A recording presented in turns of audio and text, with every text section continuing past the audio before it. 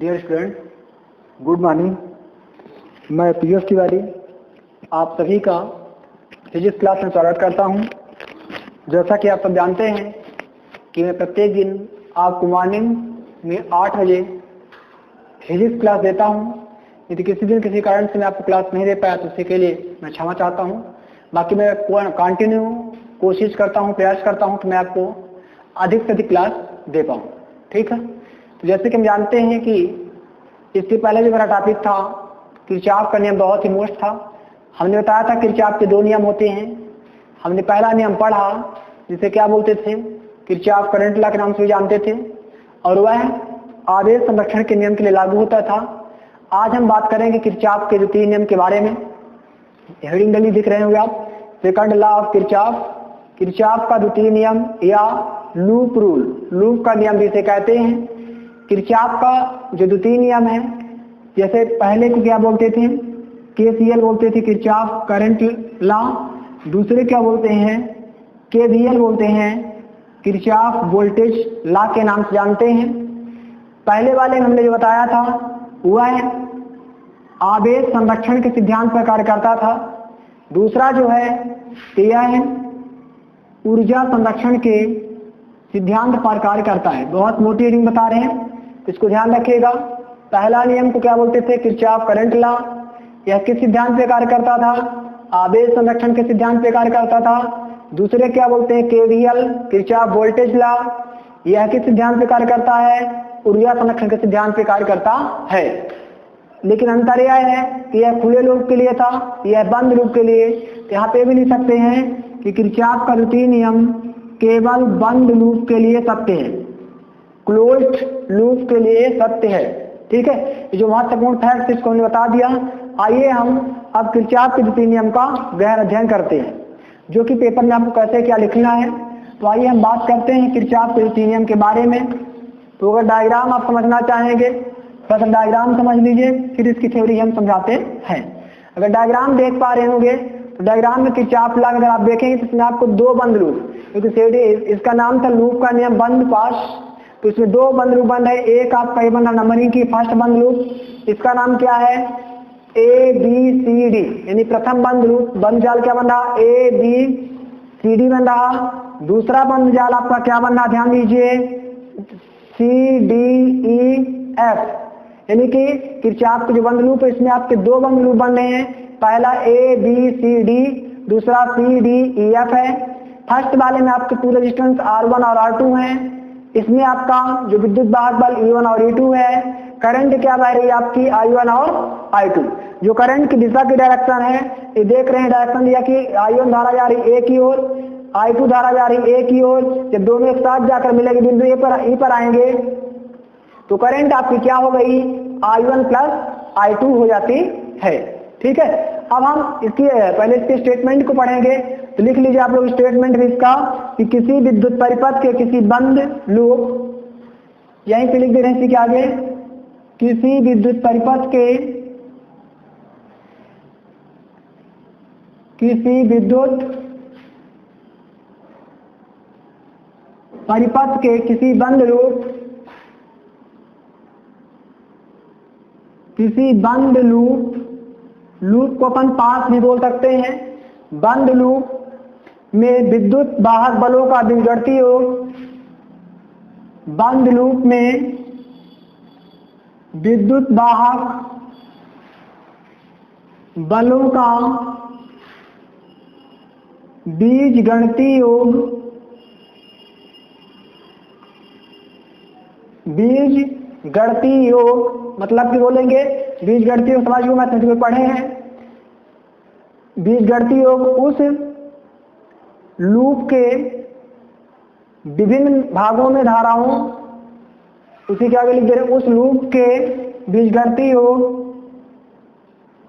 उस लूप के विभिन्न भागों में धाराओं,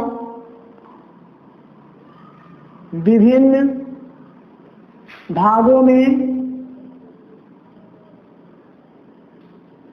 धाराओं और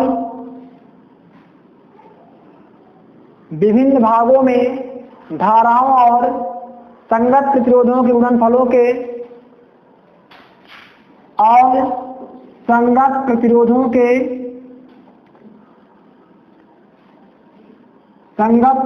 के गुणनफल के बीजगणित योग के बराबर होता है। बीजगणित योग के बराबर होता है। समझिए मैथमेटिकल क्या बोल रहा है कि किरचॉफ का विद्युतीय नियम है, इसको क्या बोलते हैं, लूप का नियम। लूप का नियम मतलब बंद परिपथ का नियम। क्या बता रहा है कि किसी विद्युत परिपथ में किसी बंद लूप, मान लीजिए कि आपके पास कोई एक इलेक्ट्रिक बंद सर्किट है, उसमें क्या होता है कि बंद लूप में विद्युत वाहक बलों का जो बीजगणितीय योग हो, इस पॉइंट समझिएगा यहाँ पे, विद्युत वाहक बलों का बीजगणितीय योग मतलब जो इलेक्ट्रिक फोर्स है उसका जो बीजगणितीय योग होगा, क्या होता है उस लूप के विभिन्न भागों में धाराओं, जो आपकी धारा बह रही है, जैसे बंद लूप, पहला बंद लूप है, इसमें धारा क्या बह रही है, I1 I2 बह रही है, ठीक है। इस दूसरे बंद लूप में क्या बह रही है, I1 प्लस I2 बह रही है। तो विभिन्न भागों में बहने वाली जो धारा है और उनके संगत प्रतिरोधों के गुणनफल के, जो उनके संगत प्रतिरोध गुणनफल है, जैसे I1 का R1, I2 का R2, R3 के लिए I1 प्लस I2 है, जो इनके संगत प्रतिरोध गुणनफल है, तो क्या होती है, क्या लिखाए हैं कि उनके बीजगणितीय योग के, जो उनका बीजगणितीय योग होगा उसके क्या होता है, बराबर होता है। अर्थात summation E equal to summation I R. अर्थात क्या लिख सकते हैं, summation E equal to summation I R. Mathematical form को बेहतरीन तरीके से याद रखिए, यानी कि इसका जो दैट इज मीन्स निकल रहा। अर्थात क्या बोल रहा है, संक्षेप में अगर याद करेंगे तो क्या बोल रहा है कि यानी कि समेशन ही क्या है, विद्युत वाहक बलों का बीजगणितीय योग क्या है, उसमें बहने वाली धारा आई और संगत प्रतिरोध आर के गुणनफल के योग के समेशन दर्शा रहा, योग के गुणनफल के बराबर होता है। अर्थात मैथमेटिकल फॉर्म में क्या कहेंगे, summation E equal to summation I R. यानी कि आपसे कोई पूछे कि किरचॉफ के द्वितीय नियम का मैथमेटिकल फॉर्म क्या होता है, तो आप बताएंगे summation E equal to summation I R होता है। ठीक, अब इसको अपन थोड़ा सा आगे और समझने का प्रयास करेंगे, इसी में थोड़ा सा आगे और लिखेंगे। ठीक है, अब आप इसमें देखेंगे, इसमें आपको दो बंद लूप बनते हुए दिखाई दे रहे हैं। जो पहला बंद लूप है उसके बारे में लिखेंगे, या इसी में आप चाहें तो नीचे कुछ और थ्योरी लिख सकते हैं। ठीक है, थ्योरी इसमें लिख लीजिए, लिखना चाहें तो लिखिए इसमें पैराग्राफ चेंज करके नीचे से कि परिपथ का एक पूरा चक्कर धारा के दिशा में लगाते हैं। पैराग्राफ चेंज करके थ्योरी और लिख लीजिए, क्योंकि 3 नंबर में आता है तो और लिख देंगे बेस्ट रहेगा। दूसरे पैराग्राफ से आपको लिखना है इसी के आगे। यहां तक समझ में आ गया ना, summation E equal to summation I R, मतलब कि जो विद्युत वाहक बल है तो धारा और प्रतिरोध के संगत गुणनफल के बराबर है। लिखिए यदि परिपथ का एक पूरा चक्कर, यदि परिपथ का एक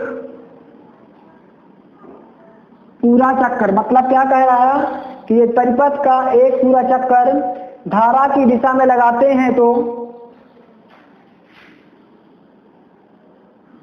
धारा की दिशा में लगाते हैं तो धारा की दिशा में लगाते हैं तो इस नियम के अंतर्गत, इस नियम के अंतर्गत नियम के अंतर्गत धारा और संगत प्रतिरोध, धारा और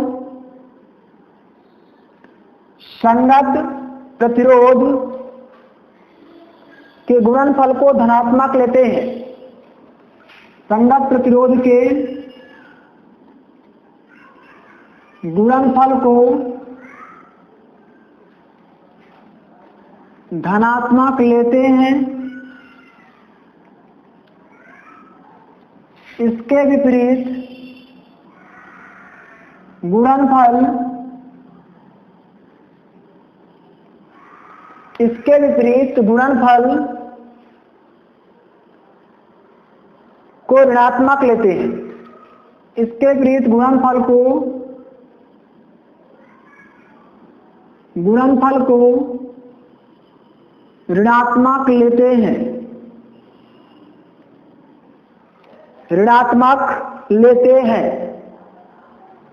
इसी प्रकार विद्युत सेल के अंदर ऋण इलेक्ट्रोड से धन इलेक्ट्रोड की ओर चलते हैं तो इसी प्रकार यदि सेल के अंदर ऋण इलेक्ट्रोड से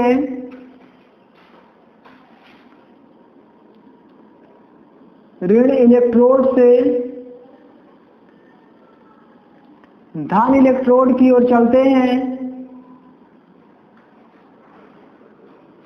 धन इलेक्ट्रोड की ओर चलते हैं तो विद्युत वाहक बल को धनात्मक लेते हैं,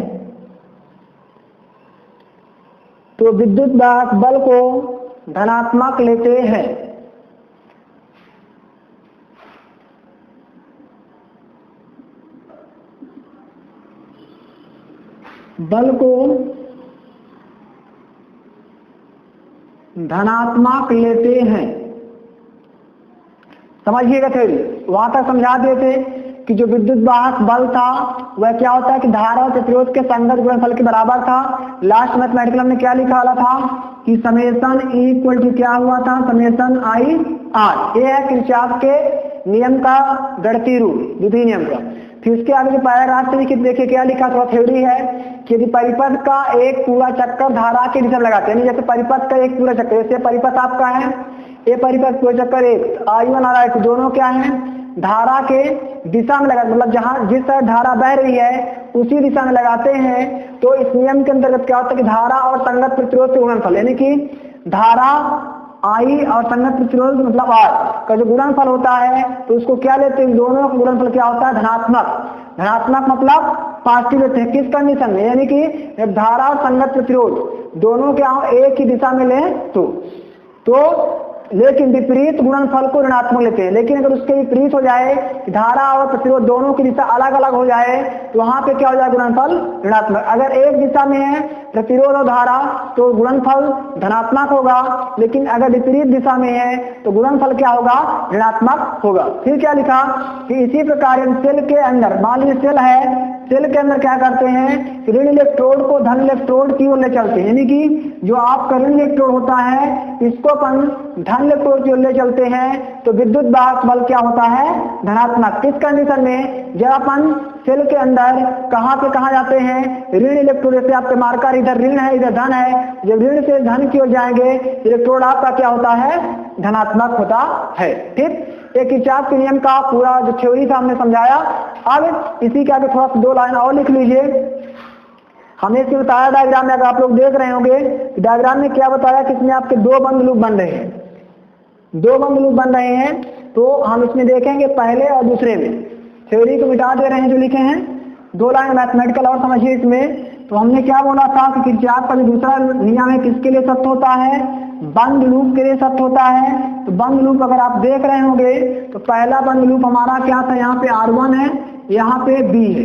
पहला बंद लूप क्या देखिए आपका, ये आपका है ABCD, हमने नंबरिंग की है इसलिए बोलेंगे पहला बंद लूप। ठीक है, तो लिख सकते हैं किरचॉफ के द्वितीय नियम में 2 बंद लूप होते हैं। किरचॉफ के द्वितीय नियम में 2 बंद लूप होते हैं, 2 बंद लूप होते हैं। फर्स्ट नंबर लिखेंगे प्रथम बंद loop,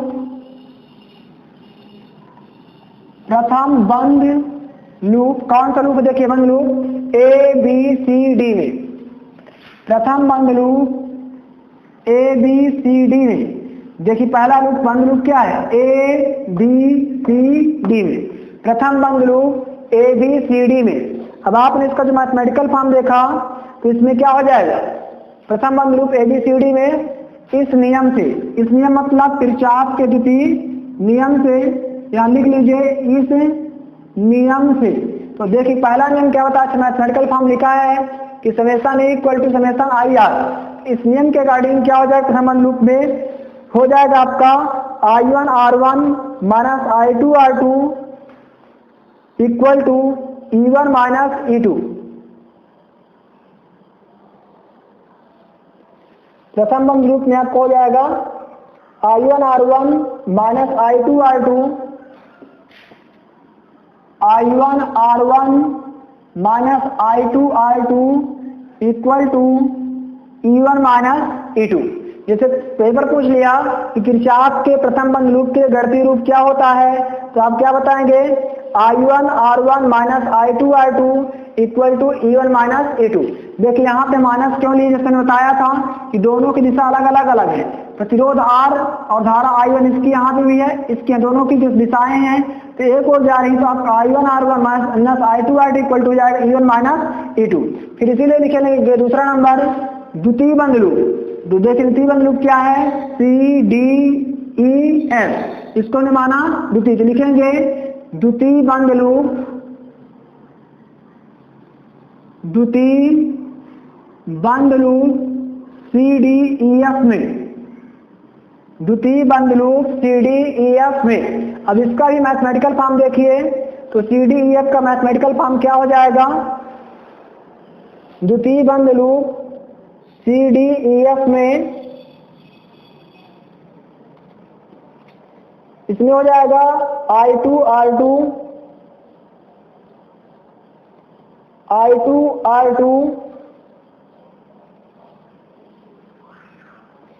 plus I1 plus I2, इसका मैथमेटिकल फॉर्म। फर्स्ट लूप मिटा देते हैं क्योंकि इसकी आवश्यकता नहीं है। दूसरा देखेंगे तो यहाँ पे क्या था, I2 था, प्रतिरोध किया इसके साथ R2, तो I2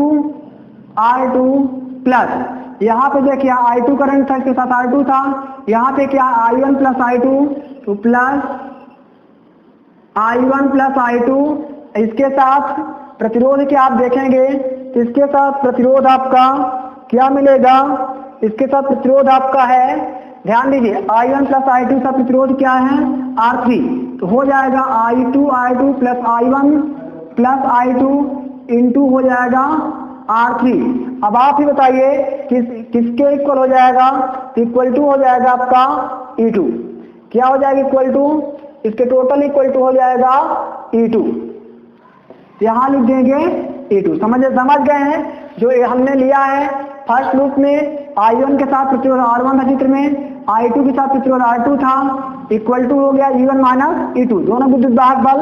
यहाँ पे I2 के साथ प्रतिरोध R2 है, करंट के साथ रेजिस्टेंस R2, यहाँ पे दोनों करंट जुड़ गए I1 प्लस I2, और इसका रेजिस्टेंस क्या हो गया R3, तो I2 plus I1 plus I2 into R3 equal to E2 हो जाएगा। ठीक, इस प्रकार से किरचॉफ के दोनों नियमों के लिए मैथमेटिकल फॉर्म में चालू किया। पहले फॉर्म का क्या था, समेशन I इक्वल टू 0 था, जिसको हमने बताया था कि संधि की ओर आने वाली विद्युत धारा धनात्मक, संधि से दूर जाने वाली विद्युत धारा ऋणात्मक होती हैं। दूसरे का मैथमेटिकल फॉर्म क्या है, summation E equal to summation IR आया। फिर हमने इसके अलग अलग किया।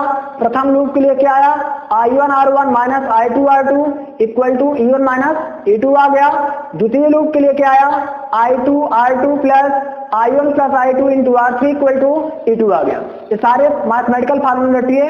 और किरचॉफ का नियम बहुत ही मोस्ट है, 3 नंबर के लिए 12वीं में आता है, और BSc के लिए आपका आएगा 10 नंबर में, BSc सेकेंड ईयर के लिए 10 नंबर में, 12वीं के लिए 3 नंबर में आता है। ठीक, नीचे इसमें नोट लगा लिख लीजिए, किरचॉफ के द्वितीय नियम लिखिए, किरचॉफ का द्वितीय नियम ऊर्जा संरक्षण के, किरचॉफ का द्वितीय नियम ऊर्जा संरक्षण के नियम पर आधारित है। किरचॉफ का द्वितीय नियम ऊर्जा संरक्षण के नियम पर आधारित है। यह नियम केवल बंद लूप के लिए सत्य है, यह नियम केवल बंद लूप के लिए सत्य है, तथा इस नियम को KVL किरचॉफ वोल्टेज नियम के नाम से भी जानते हैं, तथा इस नियम को KVL Kirchhoff voltage law, Kirchhoff voltage नियम के नाम से भी जानते हैं। ठीक, इस प्रकार से जो हमारा किरचॉफ का नियम था तो कंप्लीट होता है। ठीक, किरचॉफ का नियम हमारा क्या हुआ, यहाँ से कंप्लीट हुआ। अगर किसी को डाउट है तो किरचॉफ के नियम को आप बता सकते हैं। ठीक है, पहला नियम very very most important 12th and BSc. दूसरा नियम 50% है, बट आपके एग्जाम में 100% नियम आते ही आते हैं, इसलिए इसको आप जरूर डीपली पढ़ें, नोट्स बनाएं। जिनको जहां पे डाउट हो प्लीज कमेंट के माध्यम से पूछने का प्रयास करें। ठीक, बाकी हम आपके लिए तत्पर हैं। जहां पे आपको आवश्यकता लगे आप हमसे बात करिए। पता है आपको, मैं आपको प्रत्येक मैसेज की रिप्लाई और प्रत्येक कॉल का जवाब देते हैं। नहीं किसी कारण से नहीं कर पाए तो बाद में देते हैं, लेकिन मैं जितने भी स्टूडेंट जुड़े हैं किसी कंप्लेन नहीं है। दूसरी चीज, जो हमारे बीएससी के बच्चे हैं जो परेशान, जिनकी कल से एग्जाम होगा, तो ये समझ लीजिए जो कॉपियों के चक्कर है, कॉपियां कितनी कैसे लेंगे बताए थे। जैसे जो बीएससी मैथमेटिक्स 3 पेपर होते हैं, 3 पेपर ना होकर एक ही होगा, M1 M2 M3, तो उसके लिए आप एक कॉपी लेंगे। मैथ के लिए एक कॉपी, फिजिक्स के लिए एक कॉपी, कंप्यूटर के लिए एक कॉपी, केमिस्ट्री के लिए एक कॉपी, और फाउंडेशन के लिए तीनों के लिए अलग अलग होगा। हिंदी का अलग कॉपी, उद्यमिता विकास का अलग कॉपी, और इंग्लिश अथवा कंप्यूटर जो रहेगा उसके लिए अलग कॉपी रहेगी। जैसे अगर बीएससी PMCS का लड़का तो उसके लिए 6 कॉपी में मेन कॉपी 4 रहेगी। एक आपकी मैथ, एक आपकी फिजिक्स, एक आपकी कंप्यूटर, और एक आपकी हो जाएगी कंप्यूटर, और 3 हो जाएगी उसकी। तो 3 6 कॉपी में काम चल जाएगा। ठीक है, तो इसलिए परेशान ना हो, जिसको डाउट हो आप हम बोले हैं, कॉल करिए, बात करिए। ठीक, और आज की क्लास आपको कैसी लगी आप कमेंट के माध्यम से बताने का प्रयास करें। और सभी कोई सुरक्षित रहें, डेली बोलता हूं मैं, क्योंकि केसेस बहुत ज्यादा आ रहे हैं। आप अनावश्यक घर से बाहर न निकलें, निकलते हैं तो फेस कवर अवश्य करें। जैसे देखिए हम तो करते हैं, हमने देखे लिए भी हैं, लेकिन पढ़ाए तो नहीं लिए। आप सभी फेस कवर यूज करें, हैंड सैनिटाइजर का यूज करें। हैंड सैनिटाइजर नहीं है तो किसी भी साबुन से हाथ धोएं, और घर आने पर तुरंत आप जरूर अपने कपड़े को चेंज करें और साबुन से हाथ धोकर ही घर के अंदर प्रवेश करें, क्योंकि आपका जीवन अपने लिए बहुत महत्वपूर्ण है और आपके परिवार के लिए काफी महत्वपूर्ण है। क्योंकि आप किस दुनिया के लिए जीवन है, लेकिन किसी के लिए पूरी दुनिया होंगे। तो आप अपना ध्यान रखें, अपनों का ध्यान रखें। मैं आपसे आशा और उम्मीद रखते हैं कि आप सभी स्वस्थ, मस्त और तंदुरुस्त होंगे। हम भी स्वस्थ, मस्त और तंदुरुस्त हैं। ठीक, ओके, आप सभी को क्लास अटेंड करने के लिए धन्यवाद। आज की वीडियो देखने के लिए सभी को बहुत बहुत धन्यवाद। Thanks for watching video. जय हिंद, जय भारत।